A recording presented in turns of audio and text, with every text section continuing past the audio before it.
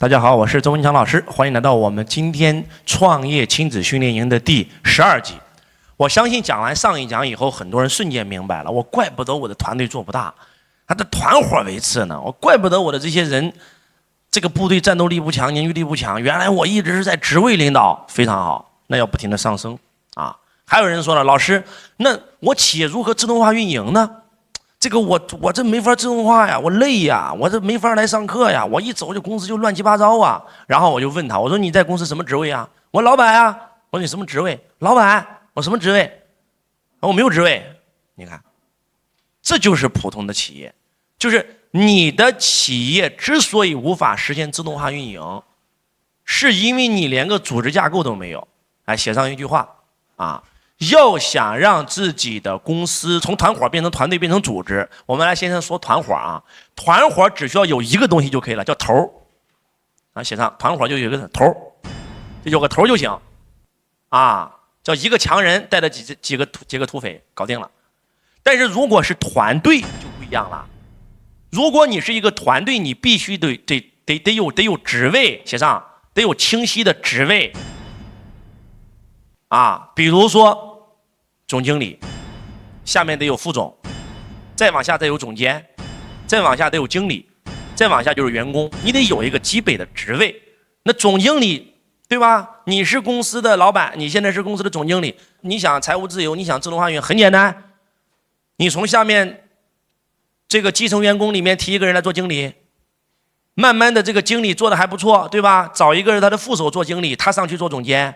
哎，慢慢的他做总监这个职位也不错，哎，升他做副总 OK 了，你就升他做副总以后，你就把你总经理应该干的事全部交给他。刚开始那几个月他跟在你身边啊，你做他看，跟你说他听，然后过了3个月以后让他来做你曾经做的那些事儿，对吧？他做你看啊，然后他说你听，然后再给他指导，欧了，就这么简单。从此以后，只要总经理不在，公司这个副总经理来这个说了算，哎，这个团队就成型了，就不再那么依赖你了，你就可以实现半自动化。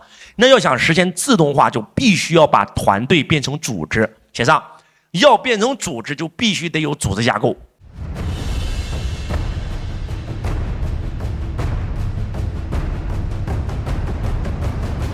啊，必须要有组织架构。比如说一个国家能够正常的运行，它是有组织架构的。比如说咱们清朝的什么啊，清朝有什么军机大臣啊，什么有各个的这个总督啊，有各个的巡抚，这就是清廷的组织架构啊啊。再比如说这个明朝，对吧？有内阁，对吧？有首辅，有司礼监啊。明朝各个省啊也有自己各省的长官，它有一个组织架构啊。咱们再来说说美国，对吧？美国有什么？有众议员啊。对不对？有总统啊，他有组织架构啊，就是你得有你公司的组织架构，这个很关键。只要有了组织架构，你的企业才有可能实现完全自动化。就像今天美国一样，美国的那个组织架构非常的清晰，清晰完以后就是总统死了，副总统上，副总统死了，内阁马上再选一个总统就可以了。他有众议院，他有参议院啊，他有法院，哎，这整个这个社会的组织架构就不再依赖人了。就我们在团伙的时候是很依赖那个头的，那个头一死，这个团伙就废了。我们在团队的这个维持的时候呢，虽然我们啊有职位了，对吧？我们是很这个依赖那个职位上的那个人的。比如说一个公司的总经理和一个公司的副总经理，甚至总监全部没了，那这个公司立刻就乱作一团了。但是如果我们已经上升到组织了，我们有了一套组织架构，哎，那就不再依赖人了。周老师给你们画一个最简单的组织架构啊。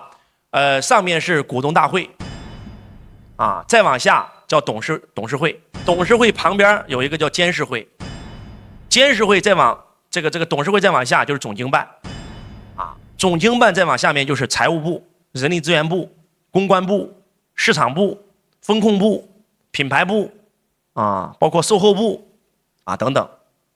给大家把这张图先画到本上啊，股东大会。董事会、总经办、董事会旁边监事会、总经办下面第一个部门最重要的不用说了，财务部，再往下人力资源部，再往下行政部，再往下市场部，再往下公关部、风控部、品牌部、售后部。哎，听完这个词儿以后，是不是就感觉到不依赖人了？它是一个部嘛。它既然是个财务部，财务里面有一个人不在了，那是不是财务部还有很多人啊？那人力资源部它不是一个人的职位了，它是一个部门，它不可能这个部门就一个人，那一个人力资源不在了，是不是还有其他人力资源人啊？然后这个公关部也是一样，市场部也是一样，行政部也是一样，风控部也是一样，售后部、品牌部、营销部都一样，它不再依赖人了。来，再举个例子，总经办也是一样，它是个部门啊，总裁呀，这个 CEO 啊、CHO 啊、COO 啊，哎，都是这个部门的人啊。然后这个监事会它更不是一个人，是一群人，是好几个人啊。再往上董事会，那董事会就更不是一个人了，很多人。然后再往上股东大会，那更不用说了。就是现在的现代化的企业，一般的这种企业，就大的企业都是这个架构，甚至更复杂，包括上市公司都是这样的。比如说这个华为啊，华为的最高决策人是谁？很多人说了，任正非。你说这句话就不了解华为。你说这句话，如果你说的是对的，那说明华为它还是个团队，根本还不是个组织，对不对？所以在那个华为里面最大的是谁？最大的是股东大会。股东大会决议选出董事会成员，董事会成员负责来运营公司，来去发号施令，来去管理公司，来去做各种各样的决策。但是对董事会要有人监视，然后有一帮人叫监事会，监视董事会的每一个决议。哎，是不是就科学了？就不会因为一个人，咱举个例子啊，朋友们，就是咱们的那个任何一个企业其实都是一个王国，这一个王国如果碰到了一个明君，这个王国就欣欣向荣了。但是如果碰到一个昏君，这个王国瞬间就土崩瓦解了。那什么是明君，什么是昏君呢？就看他的格局和使命了。如果说他的格局是自私自利，就像周幽王一样，就是他是自私自利，你看似他是为了博妃子一笑，他不是为了博妃子一笑，他是为了博褒姒一笑，然后他笑了，是为了满足自己的私欲，宁可牺牲整个国家的这个利益，是不是这样式的？如果周幽王是上升到了魏家族，就他如果上升到魏家族，他这事就不能干。我得延续我们这个姬氏家族的这个荣耀，我怎么能这么干呢？我对不起列祖列宗啊！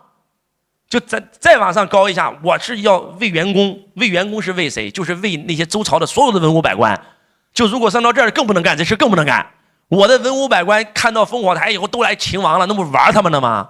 更不能干啊！那如果他上升到为顾客，为顾客，他的顾客是谁？他的顾客就是天下的黎民百姓啊，那更不能干了。如果上升到为国家为民族，这事更不能干了啊！所以为什么说，你看，我再给你们举个案例啊，就是秦始皇再往上走，秦国的第一个王叫秦惠文王嬴驷，就是杀商鞅那哥们儿。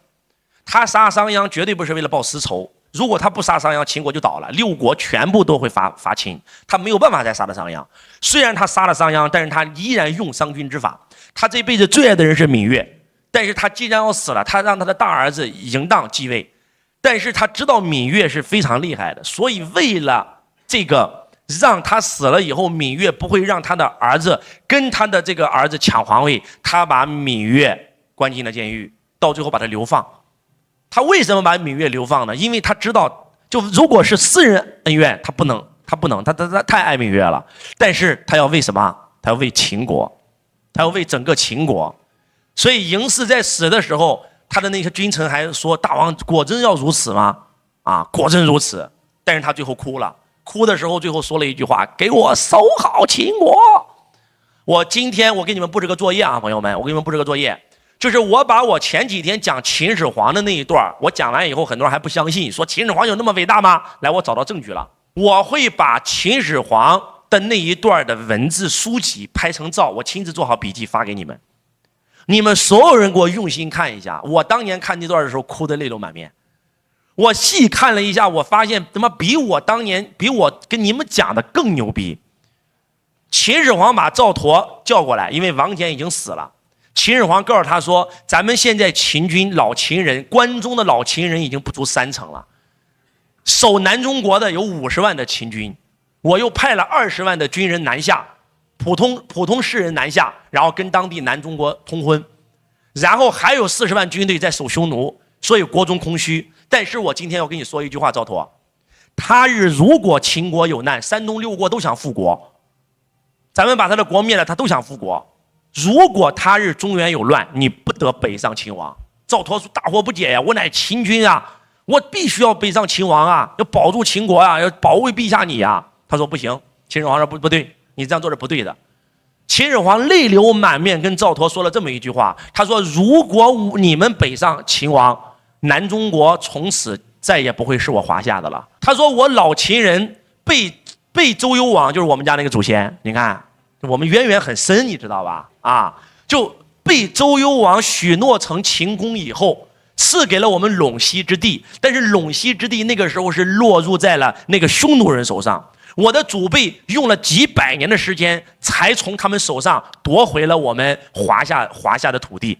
我们为整个华夏守国门，守北长城，是我们守了整整300载。就如果没有我老秦人，整个西北早已经不是我华夏国土了。我们能够为华夏族群守北中国守300年，你们就必须得为了咱们华夏族群守南中国守300年。当他讲到这儿以后呢，赵佗都已经哭得不像人样了。然后秦始皇给他了一个密诏，他说：“我知道，如果将来中原有乱，我大秦的子弟兵一定会北上秦王。如果你命令他们不允许他们北上秦王，他们可能都根本不会听你的将令。没关系，我早准备好了。”你们知道秦始皇给了他一个什么东西吗？给了他一个密令。秦始皇亲自写，亲自盖章，盖上他的玉玺。他说：“如果他日中原有乱，你号令军队不允许北上秦王。如果有军中的老秦人将士不服，你就拿出寡人的手令。”狠不狠？嬴氏可以灭，秦国可以灭，华夏民族不能灭。所以当汉文帝想，因为打不过这个赵佗嘛，就跟赵佗说：“你这样吧，你当南越王吧，咱们划江而治，只要你这个不作乱啊，咱划江而治，我承认你是独立王国，让赵佗直接可以当皇帝啊。”赵佗说不，赵佗说：“曾经我答应过一个人，我绝对不能让南中国背离华夏，所以我投降，我归顺你。”就看到这个时候，真的你能够感受到秦始皇的那个格局大的超乎你的想象，大到能够把整个华夏民族装进去。还是那句话，如果没有秦始皇统一天下，如果没有秦始皇书同文车同轨，这个把那些所谓的这个所有的学说全部废除啊，我们今天看人家焚书坑儒，其实你们有没有想过，如果不焚书坑儒，你们看看欧洲，法国人说法语，英国人说英语，德国人说德语，俄国人说俄语。在座各位，你们知道如果不焚书坑儒会发生什么事情吗？就到今天为止，中国连语言都通不了。每个国家都有每个国家的文字，每个国家都有每个国家的这个语言，每个国家都有每个国家的度量衡，每个国家都有每个国家的货币。所以我想告诉我们在座的各位，他统一天下的功绩是第一，他的这套制度废除这个分封制，实现郡县制的这个制度，才导致了我们中国实现了大一统。再加上汉武帝的吞音令啊，再加上孔子的这个儒学，才造成了今天的华夏。所以我想告诉我们在座的各位，就你们的这个看完这本书以后，你们的那个格局境界，就是认真看5遍，看哭为止，那个格局嚓就被撕裂了。就那一刻，那格局大了以后，你回不去了，你整个人生就完全不一样了，你的那个能量就完全不一样了。这套东西很重要，这套东西为啥重要呢？秦始皇很牛逼啊，那为啥秦始皇那么牛逼，秦国没了呢？就是因为秦国当年他没有这套东西啊，他没有，他有的是啥？他有的是这套东西，他有的是团队的这套东西。总经理下面是财务总监、市场总监、售后总监、法务总监，下面是经理，下面是员工，他有的是这套东西。这套东西是什么东西？是团队的东西，也就是皇帝、宰相、大帅、将才，皇帝一昏庸就废了，能听懂在说什么吗？就皇帝一昏庸就废了。如果说你们公司只有总经理，只有财务总监，这个总监，那总经理就像皇帝一样嘛，说话算话嘛，他是明君，这个企业就往上走嘛，他是昏君，这个企业就废了嘛。但是你知不知道为什么大明，就是为什么明朝牛逼呢？想过300载呢？就是因为民国民国开始就不搞这套东西了，发现这个东西不科学，太依赖明君了，太依赖人了，就民国开始搞那套东西，就搞我们刚才讲的组织这套东西了。就是民国的皇帝30年不上朝，大明政府能够正常运行，靠的就是这个。皇帝不上朝没关系啊，他有内阁呀，内阁有阁老啊，而且不是一个阁老啊，对吧？这推荐你们看第2个啊，叫看大明王朝1566。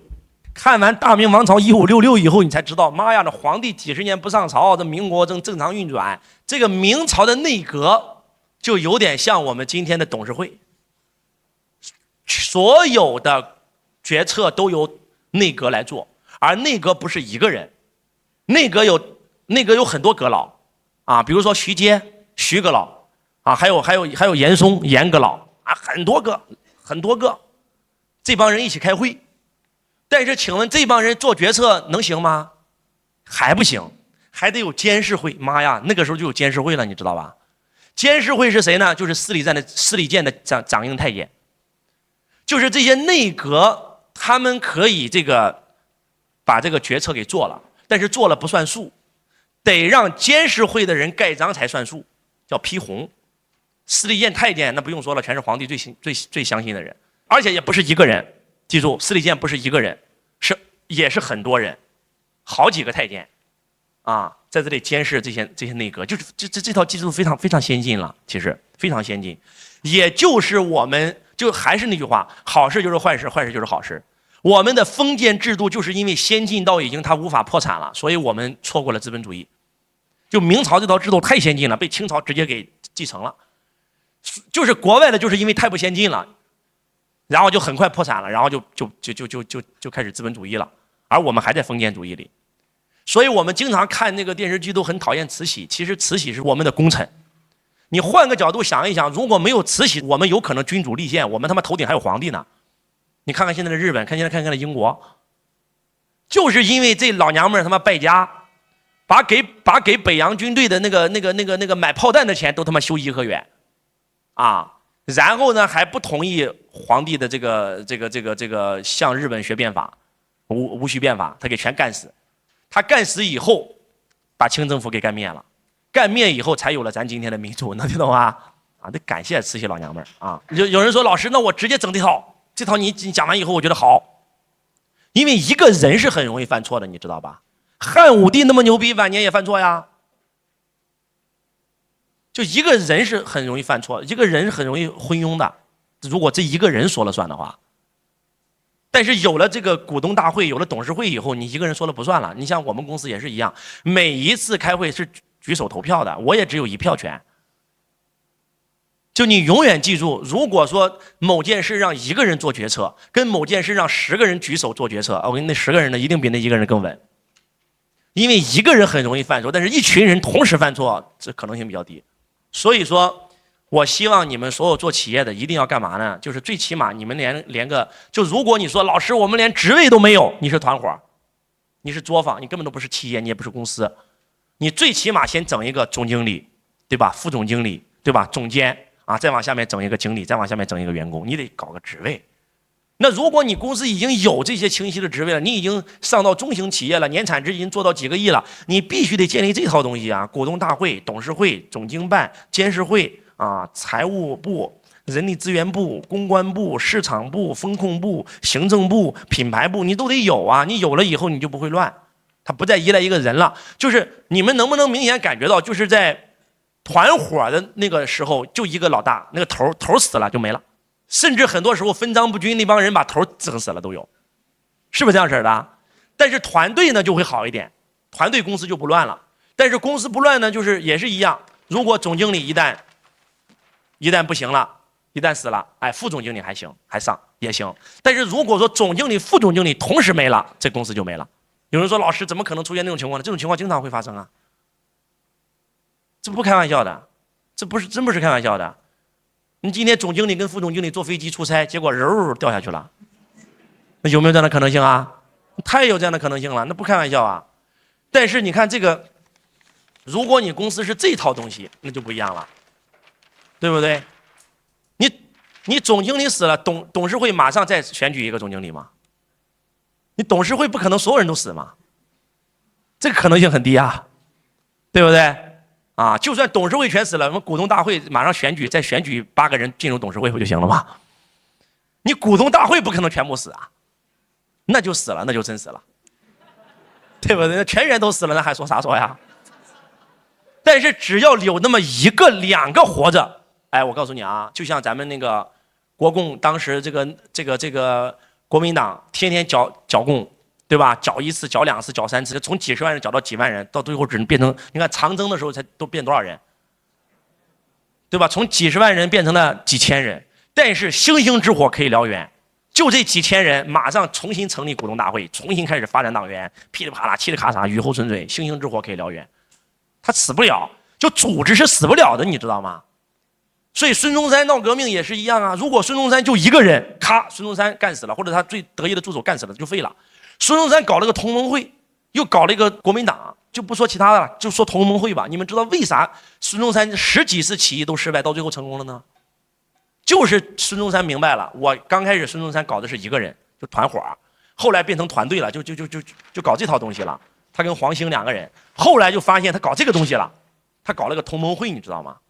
这就牛逼了，同盟会在美国成立，然后呢，在日本成立，在全球各地成立，啊，加入同盟会成员啊，你不要造反了啊！咱们现在就像秦末汉初一样，你也造，我也造，大家不如一起造，咱们一起组织个同盟会啊！咱们要这个光复这个中华啊，驱除鞑虏啊，然后就搞一个三民主义，1、2、3，然后同盟会会员就牛逼了，全世界都是。清政府这个时候也看出来不行了啊！清政府也发现这腐败不行，必须得跟国外学知识，然后就到处派人去国外学习。清政府亲自花钱请留学生去学习。那同盟会的成员一看，马上就在会里提出，这帮人将来都是被清廷重用的人啊，咱们把他们都变成咱们同盟会会员呗。所以从此以后，只要清政府派人去日本学习，然后同盟会会员就开始组织聚会。孙中山现在就开始进群演讲，讲完以后，这个拿着清廷的钱，到最后要嘴背叛清廷，我要加入同盟会，妈呀，就被那个孙中山加入同盟会了，啊，加入同盟会以后还要立誓，还要按手印啊，从今天起啊，要推翻清朝啊，光复中华啊，如违此事，天打雷轰啊，我要成为同盟会员的一份子啊，摁完手印，宣完誓以后还要交钱交会费，啊。哦，没钱，清政府不是给你发钱让你学习吗？你学习费拿一半出来也行，支持组织，啊，然后交会费，交完会费以后，孙中山先生非常正式的握着他的手说：“恭喜你，从今天起你不再是清朝人了。”我的个苍天呀！所以你们知道到最后为什么就是不到1年时间清朝没了？当年孙中山起义17次全部失败，因为他自己在起义，他的团队在起义，每次都失败，每次都失败。你知道为什么？就10几个人。最多的时候2000人几杆破枪，你知道为什么到最后成功了吗？就是过了几年以后啊，那些清朝的那些留学生啊，全部回国了。回国以后就加入了新军，加入新军以后，刚开始就是中层将士，慢慢的过了几年以后都变成了高层将士。变成高层将士以后，孙中山振臂一呼，广东的、广西的、云南的、河南的、河北的、东北的所有的新军全部起义，因为他们都是同盟会会员。哇，这个就厉害了，这就自生了，他死不了了，这太厉害了。所以说，你们做企业一定要搞组织架构。哎，我告诉你们啊，我再给你们讲个牛逼的啊，你们知不知道咱们以前咱们这个封建王朝鼎盛的时候，不是说清廷、明朝有自己的组织架构，家族都有。你知道为什么咱古代的家族可以传承上百代吗？因为他有族长。有没有发现？有没有看到那些电视剧就经常就是这个人受挫了啊，要被这个族规惩罚，但是不是一个人说了算，有一帮老头在祠堂开会，最后族长下令，是不是这样式的？也就是宗族制，它也有它的这个组织架构，而后来都没了，全没了，全移平了。所以你今天是创业的，你给自己公司画出你的组织架构，啊，刚开始你就先画那个简单的，先画那个团队层面的，对不对？你连个职位都没有，你把职位给我整出来，啊，如果你已经现在是个大公司了，你画出这个组织架构。你如果不是在创业怎么办呢？来，你就把你的家族给我整一个，家族你也得整一个呀。你把你家当成一家公司在经营，一个家是不是得有一个人说了算呀？那必须的呀，对不对？所以画出来组织架构，然后这个详细的讲一讲啊，如何从团伙变成团队，如何从团队变成组织，然后再给你们布置个作业啊，研究一下美国的组织架构，研究一下我们今天中国的组织架构，研究一下华为的组织架构。研究一下那些上市公司的组织架构，你们研究完以后，你们整个人生会不一样的，会完全不一样，会收获很大，好吧？研究一下美国的，研究一下中国的，啊，当下的，啊，研究一下这些跨国大企业的，比如说华为的，啊，研究一下那上市公司的组织架构。你看完以后，你会收获会非常大。你上网自己搜，然后把它完成作业，啊，发到我们群里，好不好？啊，这节课哪个点触动你了？啊，有什么收获？啊，你的感想，你的决定。还有你研究的这些作业，全部发到群里啊，你的收获会巨大啊！希望今天的分享能够唤醒你。我是曾文强老师，我们下一讲不见不散，感谢大家，谢谢。